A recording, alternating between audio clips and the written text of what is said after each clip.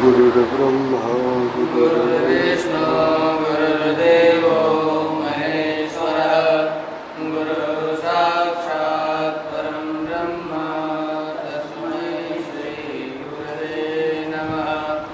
रामं रामानुजं सीतां भरतं भरतानुजं सुग्रीवं वायुसूनं च प्रणमामि पुनः पुनः। नमोऽस्तु रामाय सलक्ष्मणाय देवे च तस्यै जनकात्मजायै। नमोऽस्तु रुद्रेन्द्रयानिलेभ्यो नमोऽस्तु चन्द्रार्कमरुद्गणेभ्यो। नारायण नारायण नारायण नारायण। श्रीमद् वाल्मीकि रामायण का युद्ध कांड।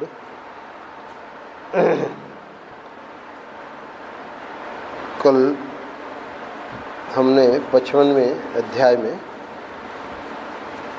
ये जो अकंपन निकले हैं तो इन्होंने भी जो अब शकुन हो रहे थे तो उन उत्पातों की कोई परवाह न करके और रणभूमि की ओर बढ़ गए हैं।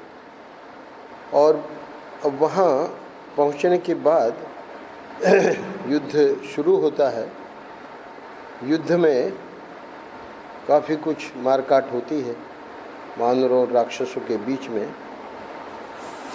56वें अध्याय में वाल्मीकि जी वर्णन कर रहे हैं कि उन वानर शिरोमणियों द्वारा किए गए उस महान पराक्रम को देखकर युद्ध स्थल में अकंपन को बड़ा भारी एवं दुस्सह क्रोध हुआ। शत्रुओं का कर्म देख रोष से उसका सारा शरीर व्याप्त हो गया और अपने उत्तम धनुष को हिलाते हुए उसने सारथी से कहा, हे सारथे, ये बलवान वानर युद्ध में बहुतेरे राक्षसों का वध कर रहे हैं, अतः पहले वहीं शीघ्रतापूर्वक मेरा रथ पहुंचाओ। तो पहुंचाता है सारथी और अब ये अकंपन जो है दूर से ही बाण समूहों की वर्षा करता हुआ उन वानरों पर टूट पड़ा। स्वाभाविक है, अकंपन के बाणों से घायल हो सभी वानर भाग चले। वे युद्ध स्थल में खड़े भी न रह सके, फिर युद्ध करने की तो बात ही क्या है। अब होता क्या है, 8वां श्लोक, अकंपन के बाण वानरों के पीछे लगे थे और वे मृत्यु के अधीन होते जाते थे। तो इस प्रकार अपने जाति भाइयों की यह दशा देखकर महाबली हनुमान जी अकंपन के पास आए। महाकवि हनुमान जी को आया देख वे समस्त वीर, अब वो जितने वानर भाग रहे थे वे सब एकत्र होकर हर्षपूर्वक उन्हें चारों ओर से घेर कर खड़े हो गए। और होता क्या है, 10वें अध्याय में वाल्मीकि जी वर्णन करते हैं, हनुमान जी को युद्ध के लिए डटा हुआ देखकर वे सभी श्रेष्ठ वानर उन बलवान वीर का आश्रय लेकर स्वयं भी बलवान हो गए। अब युद्ध विशेष रूप से हनुमान जी और अकंपन के बीच में हुआ है और वो बाण छोड़ रहा है तो अपने शरीर पर गिराए गए बाण समूहों की परवाह न करके महाबली हनुमान ने अकंपन को मार डालने का विचार किया। योद्धा करता क्या है, पहले मन में निश्चय करता है कि अब इसको मार डालना चाहिए, यानी ज़्यादा खिलाना नहीं चाहिए। तो जैसे ही ये मार डालने का विचार किया है, युद्ध तो भयंकर हुआ है दोनों के बीच में। ये यहाँ पर्वत उखाड़ लिए हैं हनुमान जी और उस पर्वत को जब मारा तो उसने उसका पर्वत को विशाल बाणों के द्वारा उसे दूर से ही विदीर्ण कर दिया पर्वत शिखर को, और वो पर्वत शिखर आकाश में ही बिखर कर गिर पड़ा। यह देख हनुमान जी के क्रोध की सीमा न रही। लगा कि इसी से काम तमाम हो जाएगा, पर जब काम तमाम नहीं हुआ तो वृक्ष 20वें श्लोक में ऊंचे अश्वकर्ण नामक वृक्ष के पास जाकर उसे शीघ्रतापूर्वक हनुमान जी ने उखाड़ लिया और विशाल तने वाले उस अश्व कर्ण को हाथ में लेकर महातेजस्वी हनुमान ने बड़ी प्रसन्नता के साथ उसे युद्ध भूमि में पहले घुमाया और घुमाकर प्रचंड क्रोध से भरे हुए हनुमान ने बड़े वेग से दौड़कर उसको तो दे मारा, पर वो बच गया और इधर बहुत सारे राक्षसों को मारना शुरू कर दिया। कितने ही वृक्षों को तोड़ डाला और पैरों के धमके से वे पृथ्वी को भी विदीर्ण सी करने लगे। सवारों सहित हाथियों, रथों सहित रथियों तथा पैदल राक्षसों को भी बुद्धिमान हनुमान जी मौत के घाट उतारने लगे। क्रोध से भरे हुए यमराज की भांति वृक्ष हाथ में लिए प्राणहारी हनुमान को देख राक्षस भागने लगे। राक्षसों को भय देने वाले हनुमान अत्यंत कुपित होकर शत्रुओं पर आक्रमण कर रहे थे।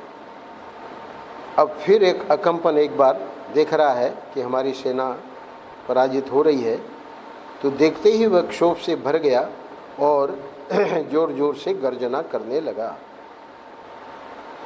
अब करता क्या है, अकंपन ने देह को विदीर्ण कर देने वाले 14 पैने बाण मारकर महापराक्रमी हनुमान को घायल कर दिया।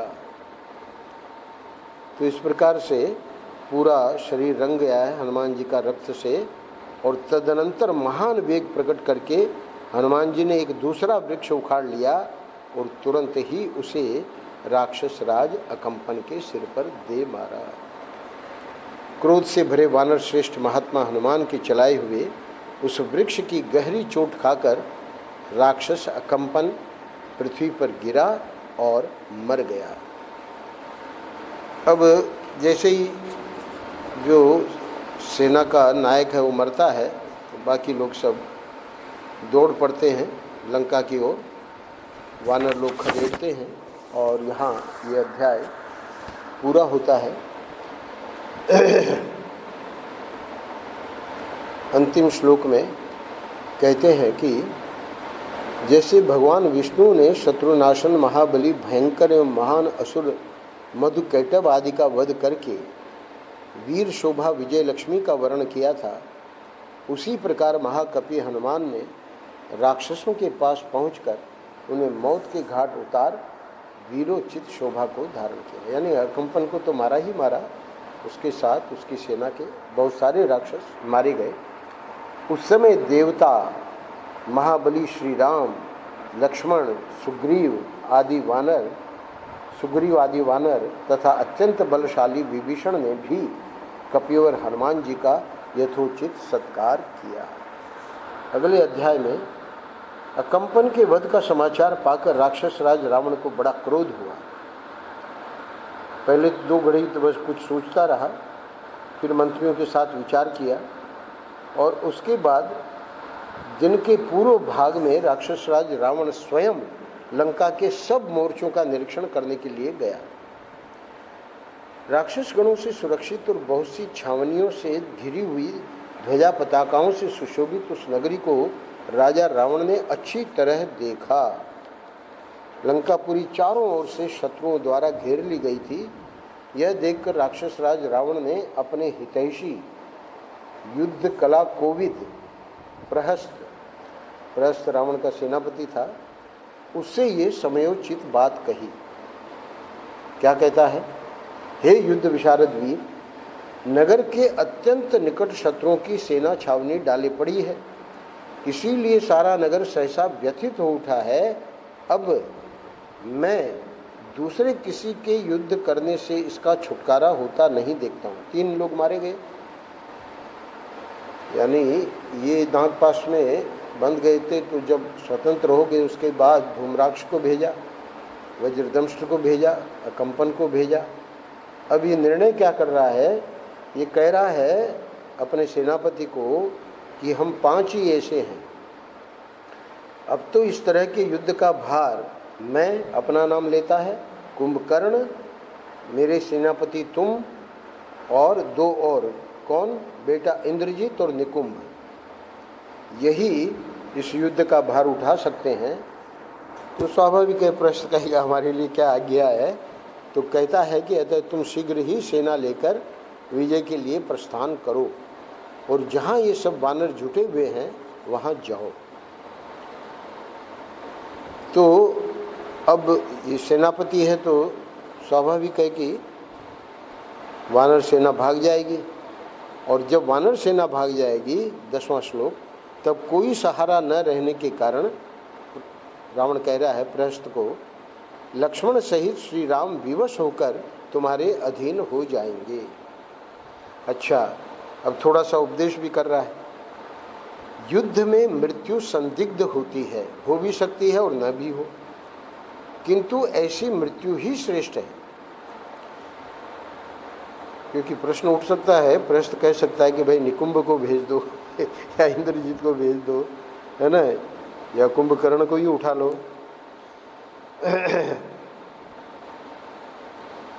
तो इसलिए बताता है कि मृत्यु ही, जो युद्ध में मृत्यु है वही श्रेष्ठ है। अच्छा, इसके विपरीत जीवन को बिना संशय यानी जोखिम में डाले बिना युद्ध स्थल के जो मृत्यु होती है वह श्रेष्ठ नहीं होती। इसके अनुकूल या प्रतिकूल जो कुछ तुम हमारे लिए हितकर समझते हो उसे बताओ। अब प्रहस्त को भेजने के पूर्व वो जानना भी चाहता है कि प्रहस्त को कुछ कहना है क्या। तो प्रहस्त कहता है कि हे राजन, हम लोगों ने 13वां श्लोक, हम लोगों ने कुशल मंत्रियों के साथ पहले भी इस विषय पर विचार किया है। आप मुझसे पूछ रहे हैं तो मैं आपको याद दिलाना चाह रहा हूँ, हालांकि उन दिनों एक मत हमारा नहीं हुआ, परंतु मेरा पहले से ही, अब तो आप मेरा निश्चय पूछ रहे हैं ना, तो मेरा पहले से ही ये निश्चय रहा है कि सीता जी को लौटा देने से ही हम लोगों का कल्याण होगा, और न लौटाने पर युद्ध अवश्य होगा। ये बात मैंने आपको कही थी उस समय। तो उस निश्चय के अनुसार ही हमें आज ये युद्ध का संकट दिखाई देता है। अब जो आपके इतने लोग मारे गए हैं और अब आप मुझे भेज रहे हैं, ठीक है मैं तो जाऊंगा, क्यों, तुम बता रहा है कारण, परंतु आपने दान मान और विविध सांत्वनाओं के द्वारा समय समय पर सदा ही मेरा सत्कार किया है, फिर मैं आपका हित साधन क्यों नहीं करूंगा, अथवा आपके हित के लिए कौन सा कार्य नहीं कर सकूंगा। तो इसका अर्थ है कि वो अपने जीवन की आहुति देने के लिए तैयार है। और इस प्रकार वाल्मीकि जी वर्णन करते हैं कि अपने स्वामी रावण से ऐसा कहकर प्रधान सेनापति प्रहस्त ने अपने सामने खड़े हुए सेनाध्यक्षों से इस प्रकार कहा। अब अकंपन जब सेनाध्यक्षों को लेकर और वहाँ लंका से निकल रहा है तो वर्णन करते हैं कि पूरा विस्तार में वर्णन किया है। तदनंतर राजा की आज्ञा ले भयंकर भेरी बजवाकर कवच आदि धारण करके युद्ध के लिए उद्यत हुआ प्रहस्त अस्त्र शस्त्रों से सुसज्जित रथ पर आरूढ़ हुआ, 24वां श्लोक, और सभी सेना उसके साथ चलती है। 27वें श्लोक में उस रथ पर बैठकर रावण की आज्ञा शिरोधार्य करके विशाल सेना से घिरा हुआ प्रहस्त तुरंत लंका से बाहर निकला। अब यहाँ पर भी आप देखेंगे कि वो पूर्व द्वार से निकलता है और होता क्या है कि प्रस्थान करते समय जो भेरी आदि बाजों और गरजते हुए राक्षसों का गंभीर घोष हुआ, उससे भयभीत हो लंका के सब प्राणी विकृत स्वर में चित्कार करने लगे। 33वां श्लोक। उस समय बिना बादल के आकाश में उड़कर रक्त मांस का भोजन करने वाले पक्षी मंडल बनाकर प्रहस्त के रथ की दक्षिणावर्त परिक्रमा करने लगे। ये सब अपशकुन हो रहे हैं। भयानक गीदड़ियाँ मुँह से आग की ज्वाला उगलती हुई अशुभ सूचक बोली बोलने लगी। आकाश से उल्कापात होने लगा और प्रचंड वायु चलने लगी। तो इस प्रकार से ये चौथी बार वाल्मीकि जी वर्णन कर रहे हैं। और अब होता क्या है कि संग्राम भूमि में प्रवेश करते समय घोड़े को काबू में रखने वाले उसके सारथी के हाथ से कई बार चाबुक गिर पड़ा। युद्ध के लिए निकलते समय प्रहस्त की जो परम दुर्लभ और प्रकाशमान शोभा थी वह 2 ही घड़ी में नष्ट हो गई। यहाँ तक कि उसके घोड़े समतल भूमि में भी लड़खड़ा कर गिर पड़े। जिसके गुण और पौरुष विख्यात थे, सेनापति प्रहस्त के बारे में वाल्मीकि जी लिख रहे हैं, जिसके गुण और पौरुष विख्यात थे वह प्रहस्त जो ही युद्ध भूमि में उपस्थित हुआ क्यों ही शिला वृक्ष आदि नाना प्रकार के प्रहार साधनों से संपन्न वानर सेना उसका सामना करने के लिए आ गई। अब राक्षसों, पहले तो राक्षसों और वानरों के बीच में युद्ध होता है। यहाँ अंतिम श्लोक में 97वें अध्याय में वर्णन करते हैं कि दुर्बुद्धि प्रहस्त विजय की अभिलाषा से वानर राज सुग्रीव की सेना की ओर बढ़ा, क्योंकि ये इसके 4 सचिव थे। 30वें श्लोक में ये बात आई है, उनके नाम भी आए हैं, नरांतक, कुंभहनु, महानाद और सुमन्नत, जो सेनापति है ना। तो ये जो 4 इसके सचिव हैं, ये चारों द्वारा घेरा हुआ है और पूर्व द्वार से ये निकला। तो पूर्व द्वार की रक्षा सुग्रीव कर रहे हैं। तो वानर राज सुग्रीव की सेना की ओर बढ़ा। सुग्रीव भी है वहाँ और नील जो हैं वे सेनापति हैं, उनकी भी नियुक्ति पूर्व द्वार पर थी। तो यहाँ सुग्रीव की सेना की ओर बढ़ा मतलब वानरों की ओर बढ़ा। और जैसे पतंग मारने के लिए पतंग मरने के लिए आग पर टूट पड़ता है, उसी प्रकार वह बढ़े हुए वेग वाले उस वानर सेना में घुसने की चेष्टा करने लगा। अब यहाँ पर भगवान पूछेंगे विभीषण से, प्रहस्त को देख के अगले अध्याय में कहते हैं, हे महाबाहु, विभीषण को कहते हैं, यह बड़े शरीर और महान वेग वाला तथा बड़ी भारी सेना से घिरा हुआ कौन योद्धा आ रहा है? उसका रूप, बल और पौरुष कैसा है? इस पराक्रमी निशाचर का मुझे परिचय दो। तो परिचय देते हैं, हे प्रभु, इस राक्षस का नाम प्रहस्त है। यह राक्षस राज रावण का सेनापति है और लंका की 1/3 सेना से घिरा हुआ है। इसका पराक्रम भली भांति विख्यात है। यह नाना प्रकार के अस्त्र शस्त्रों का ज्ञाता है, बल विक्रम से संपन्न है और शूरवीर है। इसी समय महाबलवान वानरों की विशाल सेना ने भी भयानक पराक्रमी भीषण रूपधारी तथा महाकाय प्रहस्त को बड़ी गर्जन तर्जन के साथ लंका से बाहर निकलते देखा। तो वो तो बहुत राक्षसों से घिरा हुआ था। तो उसे देखते ही वानरों के दल में भी महान कोलाहल होने लगा और वे प्रहस्त की ओर देख कर गरजने लगे। अच्छा, इधर विजय की इच्छा वाले जो राक्षस थे वो वानरों की ओर दौड़े। इनके हाथों में तो बहुत सारे अस्त्र शस्त्र हैं, राक्षसों के हाथों में वो सब गिनाए हैं, और धनुष भी है। तब वानरों ने भी युद्ध की इच्छा से खिले हुए वृक्ष, पर्वत तथा बड़े बड़े पत्थर उठा लिए। फिर दोनों पक्षों के बहुसंख्यक वीरों में पत्थरों और बाणों की वर्षा के साथ साथ आपस में बड़ा भारी संग्राम छिड़ गया। अब यहाँ ये जो 4 सचिव हैं तो वर्णन करते हैं आगे 20वें श्लोक में कि नरांतक जो था उसको द्विविद ने एक पर्वत के शिखर से मार डाला। अच्छा, दूसरा जो था वो था समुन्नत। तो समुन्नत जो था तो दुर्मुख ने एक विशाल वृक्ष लिया और उसको भी कुचल दिया। अच्छा, महानाद को जाम्बवान ने मार दिया शिला के द्वारा, छाती पर दे मारी। और ये चौथा जो सचिव था कुंभहनु, तो तार नाम का एक वानर उससे भिड़ा और अंत में एक विशाल वृक्ष की चपेट में आकर वो भी अपने प्राणों से हाथ धो दिए। वे चारों इसके सचिव मारे गए। रथ में बैठे हुए प्रहस्त से वानरों का ये अद्भुत पराक्रम नहीं सहा गया। उसने हाथ में धनुष लेकर वानरों का घोर संहार आरंभ किया।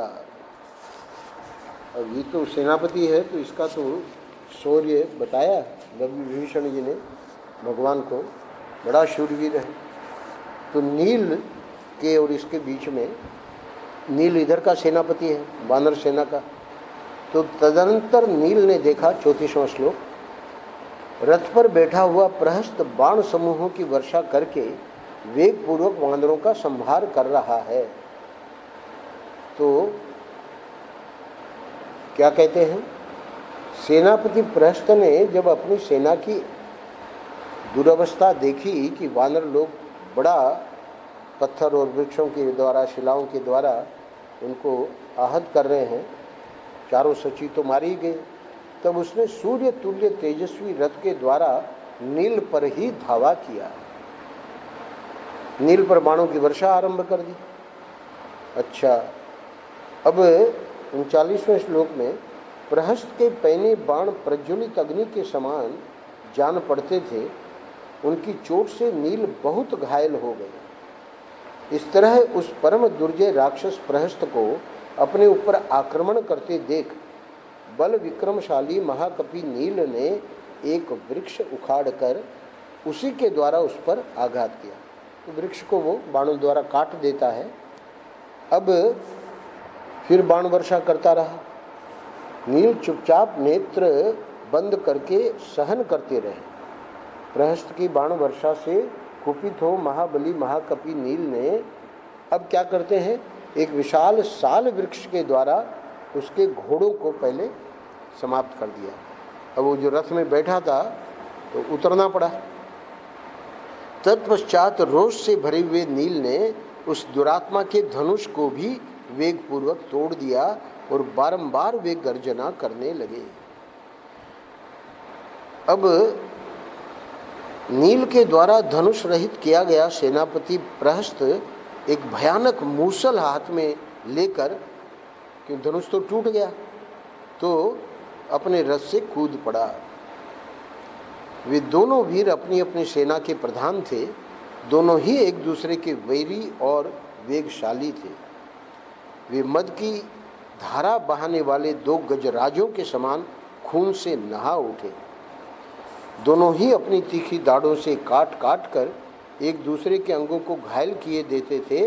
वे दोनों सिंह और बाघ के समान शक्तिशाली और उन्हीं के समान विजय के लिए सचेष्ट थे। उस समय परम उद्योगी प्रहस्त ने 49वां श्लोक, नील के ललाट में मूसल से आघात किया। इससे उनके ललाट से रक्त की धारा बह चली, उनके सारे अंग रक्त से भीग गए। तब क्रोध से भरे हुए महाकपि नील ने एक विशाल वृक्ष उठाकर प्रहस्त की छाती पर दे मारा। उस प्रहार की कोई परवाह न करके प्रहस्त महान मूसल हाथ में लिए बलवान वानर नील की ओर बड़े वेग से दौड़ा। उस भयंकर वेगशाली राक्षस को रोष से भरकर आक्रमण करते देख महान वेगशाली महाकपि नील ने एक बड़ी भारी शिला हाथ में ले ली। उस शिला को नील ने रणभूमि में संग्राम की इच्छा वाले मूसल योधी निशाचर प्रहस्त के मस्तक पर तत्काल दे मारा। अब मस्तक पर लग गई तो हेड इंजरी। कपि प्रवर नील के द्वारा चलाई गई उस भयंकर एवं विशाल शिला ने प्रहस्त के मस्तक को कुचल कर उसके कई टुकड़े कर डाले। उसके प्राण पखेरु उड़ गए, उसकी कांति, उसका बल, उसकी सारी इंद्रियां भी चली गईं। वह राक्षस जड़ से कटे हुए वृक्ष की भांति सहसा पृथ्वी पर गिर पड़ा। अब वो जो हैं सभी राक्षस दौड़ते हैं लंका की ओर, और क्योंकि सेनापति मारा गया तो वो सब उत्साह खो बैठे बेचारे। और अंतिम श्लोक में कहते हैं, तदनंतर विजयी सेनापति महाबली नील अपने इस महान कर्म के कारण प्रशंसित होते हुए श्री राम और लक्ष्मण से आकर मिले और बड़े हर्ष का अनुभव करने लगे। अब ये जो मुख्य अध्याय है 59वां, ये 146 श्लोक हैं इसमें। तो इसमें जब वानर श्रेष्ठ नील के द्वारा युद्ध स्थल में उस राक्षस सेनापति प्रहस्त के मारे जाने पर समुद्र के समान वेगशालिनी और भयानक आयुधों से युक्त वह राक्षस राज की सेना भाग चली, तो राक्षसों ने निशाचर राज रावण के पास जाकर अग्निपुत्र नील के हाथ से प्रहस्त के मारे जाने का समाचार सुनाया। उनकी वह बात सुनकर राक्षस राज रावण को बड़ा क्रोध हुआ। अब 4 ही बचे, उसने 5 गिनाए थे।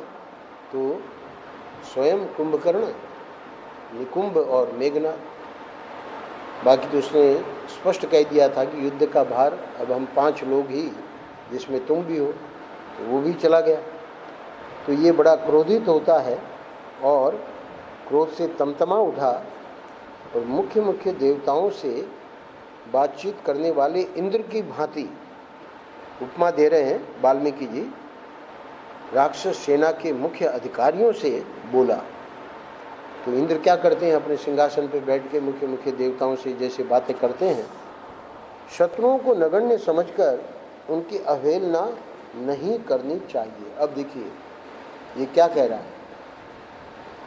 पहले तो इसी के रामचरितमानस में आया है कि इसी के ये सब सेनापति और ये सब राक्षस लोग कहते थे कि वानर होते क्या, उनको तो हम, है ना, वो तो हमारा भोजन है, उनको तो हम सब खा जाएंगे। तो उस समय बहुत लोगों ने समझाया, माल्यवान ने भी, विभीषण ने भी। विभीषण को तो खैर, है ना, लात मार दी। तो अब ये खुद कह रहा है, शत्रुओं को नगण्य समझकर उनकी अवहेलना नहीं करनी चाहिए। मैं जिन्हें बहुत छोटा समझता था, उन्हीं शत्रुओं ने मेरे उस सेनापति को सेवकों और हाथियों सहित मार गिराया। 4 सचिव भी मारे गए। तो सेनापति के बारे में कह रहे हैं कि इंद्र की सेना का भी संहार करने में वो समर्थ था, ऐसा मेरा सेनापति मारा गया। अब मैं शत्रुओं के संहार और अपनी विजय के लिए बिना कोई विचार किए स्वयं ही उस अद्भुत युद्ध के मुहाने पर जाऊंगा। यानी अब ये निर्णय लेता है कि न निकुंभ को भेजना है, न इंद्रजित को भेजना है ना, कुंभकर्ण को भी अभी नहीं उठाना है, वो तो सोया हुआ है। वाल्मीकि रामायण में कुंभकर्ण को उठाने का बहुत विस्तार में वर्णन आया है। तो अब जब स्वयं पराजित होगा इस अध्याय में, तब जाके कुंभकर्ण को भेजेगा कि उसको उठाओ। वो अगले अध्याय में आएगा। 159वें अध्याय में वाल्मीकि जी वर्णन कर रहे हैं 6ठे श्लोक में, जैसे प्रज्वलित आग वन को जला देती है, उसी तरह आज रावण कह रहा है अपने बाण समूहों से वानरों की सेना तथा लक्ष्मण सहित श्री राम को मैं भस्म कर डालूंगा। आज वानरों के रक्त से मैं इस पृथ्वी को तृप्त करूंगा। ऐसा कहकर वह देवराज का शत्रु रावण अग्नि के समान प्रकाशमान रथ पर सवार हुआ। उसके रथ में उत्तम घोड़ों के समूह जुते हुए थे। वह अपने शरीर से भी प्रज्वलित अग्नि के समान उद्भासित हो रहा था। अब वो भेरी और ये सब शंख और ये सब, है ना, पणव वगैरह बजाते हैं। और ये जो है महातेजस्वी रावण, 10वां श्लोक, महातेजस्वी रावण ने लंकापुरी से सहसा निकलकर महासागर और मेघों के समान गर्जना करने वाली उस भयंकर वानर सेना को देखा, जो हाथों में पर्वत शिखर एवं वृक्ष लिए युद्ध के लिए तैयार थी। अब चूंकि ये जा रहा है तो इसके साथ जो मुख्य मुख्य 9, निकुंभ की बात अलग है, और जो 9 इनके सब के नाम, क्योंकि विभीषण से रामचंद्र जी पूछेंगे, तो उस अत्यंत प्रचंड राक्षस सेना को देखकर नागराज शेष के समान भुजा वाले वानर सेना से घिरे हुए तथा पुष्ट शोभा संपत्ति से युक्त श्री रामचंद्र जी ने शस्त्रधारियों में श्रेष्ठ विभीषण से पूछा। क्या पूछते हैं? पूछते हैं, हे विभीषण, जो नाना प्रकार की ध्वजा पताकाओं और छत्रों से सुशोभित, प्रास, खड्ग, शूल आदि अस्त्र शस्त्रों से संपन्न, अजेय निडर योद्धाओं से सेवित और महेंद्र पर्वत जैसे विशालकाय हाथियों से भरी हुई है, ऐसी जो सेना है ये किसकी है? यानी प्रहस्त की सेना का तो पता था, प्रहस्त को तो समाप्त कर दिया। अब ये कौन है जो आ रहे हैं? इंद्र के समान बलशाली विभीषण श्री राम की उपयुक्त बात सुनकर महामना राक्षस शिरोमणियों के बल एवं सैनिक शक्ति का परिचय देते हुए उनसे बोले। तो पहले जो साथ वाले हैं उनका परिचय दे रहे हैं। इंद्रजीत भी साथ में आया है। अकंपन, ये अकंपन दूसरे हैं, एक अकंपन तो मर गए हैं। अच्छा, इंद्रजीत वही है मेघनाथ। तो दूसरे नंबर में 15वें श्लोक में कह रहे हैं विभीषण, वह जो रथ पर चढ़ा हुआ है, जिसकी ध्वजा पर सिंह का चिन्ह है, जिसके दांत हाथी के समान उग्र और बाहर निकले हुए हैं, तथा जो इंद्र धनुष के समान कांतिमान धनुष हिलाता हुआ आ रहा है, उसका नाम इंद्रजीत है। वह वरदान के प्रभाव से बड़ा प्रबल हो गया है। तो ये जो 9 नाम गिनाए गए हैं ये सब साथ में हैं। अतिकाय, महोदर और हर एक के बारे में परिचय दे रहे हैं। कितना विभीषण जानते हैं उनकी वीरता को। पिशाच, अच्छा त्रिशरा, एक को तो मार दिया था। ये त्रिशरा टिप्पणी में दिया है कि ये रावण का पुत्र है और वो जो मारा गया वो भाई था। कुंभ भी उन 9 लोगों में है और निकुंभ भी साथ में। तो अर्थात इंद्रजीत और निकुंभ 2 को साथ में लिया है। कुंभकर्ण ही बचा है, वो स्वयं तो है ही है। तो अब ये जो सेना है, हम लोग कल्पना करें, यानी इन 2 के अलावा, निकुंभ और इंद्रजीत के अलावा 7 और बड़े बड़े योद्धा, ये सब रावण के साथ आते हैं। अब रावण का परिचय दे रहे हैं 23वें और 24वें श्लोक में।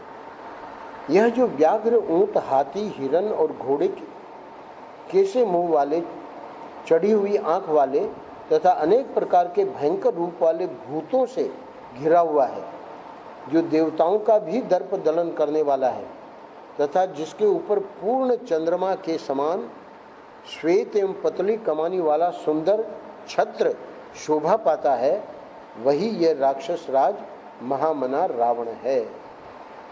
पहले 9 लोगों का परिचय देके अब अंत में विभीषण रावण का परिचय दे रहे हैं, जो भूतों से घिरे हुए रुद्रदेव के समान सुशोभित होता है।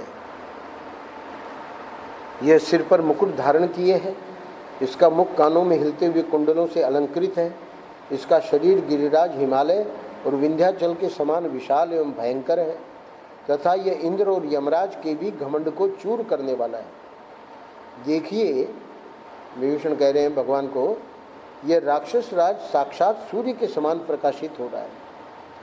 तब शत्रु दमन श्री राम ने विभीषण को इस प्रकार उत्तर दिया। अब भगवान राम क्या कहते हैं विभीषण को, अहो राक्षस राज, रावण का तेज तो बहुत ही बढ़ा चढ़ा और देदीप्यमान है। तो 5 श्लोकों में भगवान राम क्या कह रहे हैं, इसी को आज करके विराम देते हैं। क्योंकि ये जैसे मैंने बताया बहुत लंबा अध्याय है। रावण अपनी प्रभा से, भगवान कह रहे हैं विभीषण को, रावण अपनी प्रभा से सूर्य की ही भांति ऐसी शोभा पा रहा है कि इसकी ओर देखना कठिन हो रहा है। तेजो मंडल से व्याप्त होने के कारण इसका रूप मुझे स्पष्ट नहीं दिखाई देता। इस राक्षस राज का शरीर जैसा सुशोभित हो रहा है, ऐसा तो देवता और दानव वीरों का भी नहीं होगा। इस महाकाय राक्षस के सभी योद्धा पर्वतों के समान विशाल हैं, सभी पर्वतों से युद्ध करने वाले हैं, यानी हमारे लोग तो पर्वतों से युद्ध करेंगे, और सबके सब चमकीले अस्त्र शस्त्र लिए हुए हैं।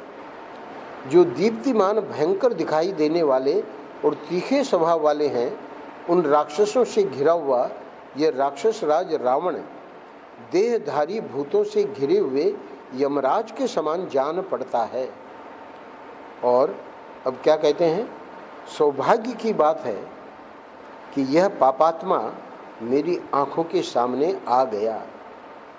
सीता हरण के कारण मेरे मन में जो क्रोध संचित हुआ है, उसे आज इसके ऊपर छोड़ूंगा। ऐसा कहकर बल विक्रमशाली श्री राम धनुष लेकर उत्तम बाण निकालकर युद्ध के लिए डट गए। इस कार्य में लक्ष्मण ने भी उनका साथ दिया। अब इसके आगे क्या कथा है वो कल। नारायण नारायण नारायण।